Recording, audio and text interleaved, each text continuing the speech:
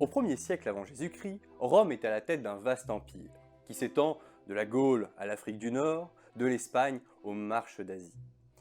À l'époque, l'Italie est composée d'une mosaïque de peuples, les Samnites, les Étrusques, les Romains, les Sabins, etc.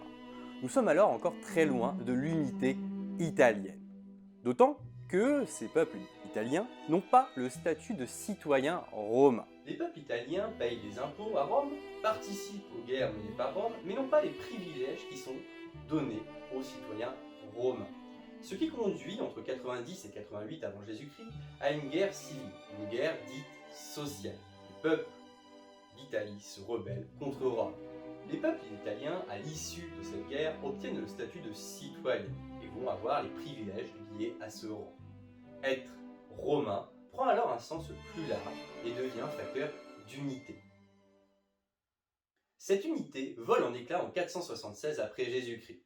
L'empereur romain d'Occident, Romulus Augustule, est destitué par le général Skir Odoacre.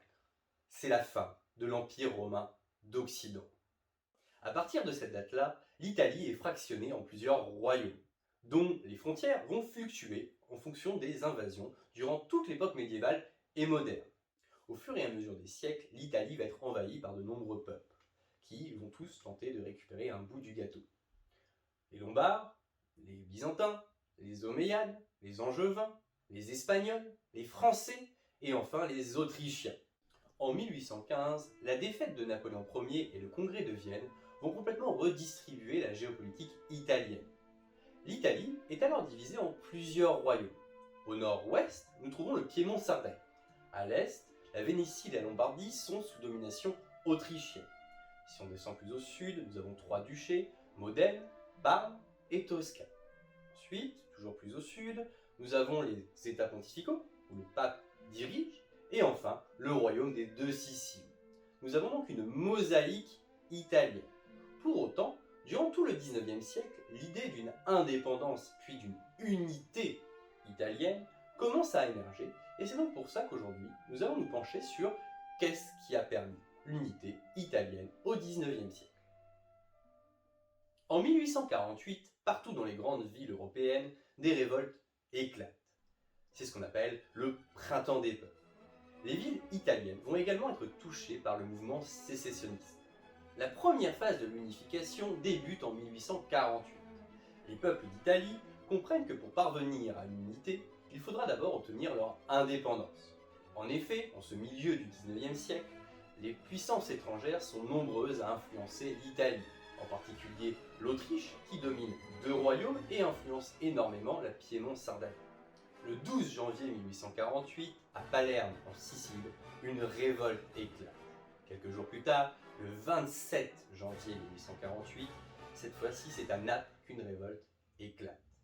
Donc dans le royaume des deux Siciles, on a plusieurs sécessions qui ont lieu dans les grandes villes du royaume. L'objectif est simple, soit réformer, soit chasser du pouvoir le roi Bourbon Ferdinand II qui règne déjà depuis plusieurs années.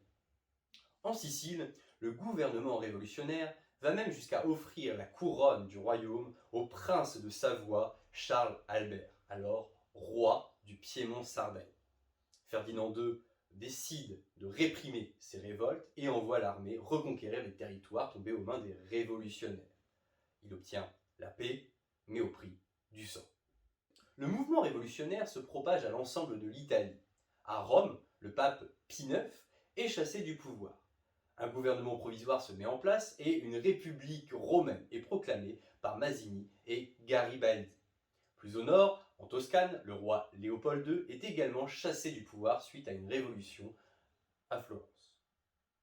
Ces deux hommes, le pape et le roi, trouvent refuge plus au sud de l'Italie et vont faire alliance avec la France et l'Autriche pour réprimer ceux qui les ont chassés du pouvoir. La situation va alors évoluer en fonction des événements qui se déroulent au nord de l'Italie. En effet, le Piémont-Sardaigne, dirigé par Charles Albert, se sert d'une révolte qui éclate à Milan en 1848 contre l'occupation autrichienne pour déclarer la guerre à l'Autriche.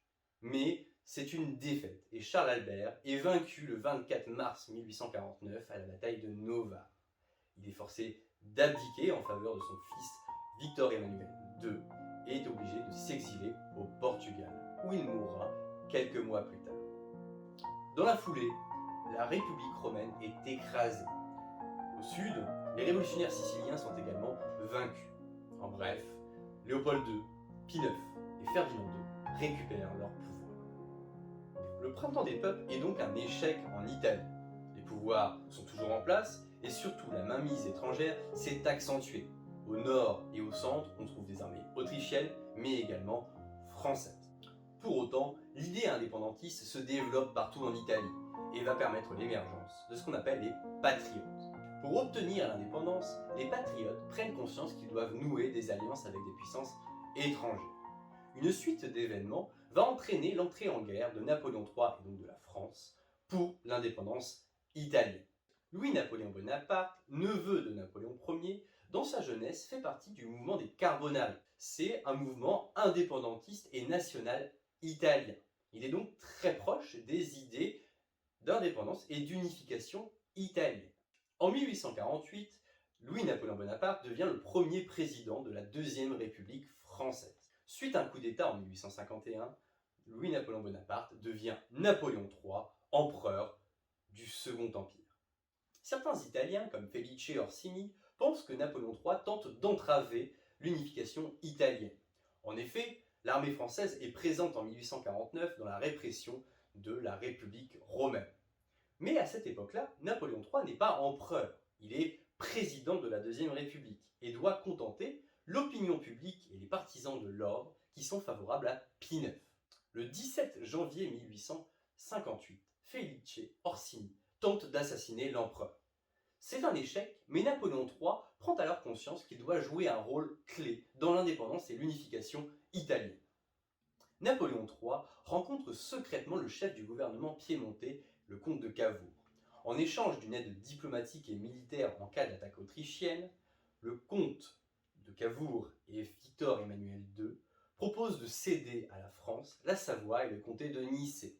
Mais cela uniquement si, lors de la bataille, la Vénétie et la Lombardie sont arrachées des mains des Autrichiens. Le Piémont-Sardaigne multiplie alors les provocations envers l'Autriche.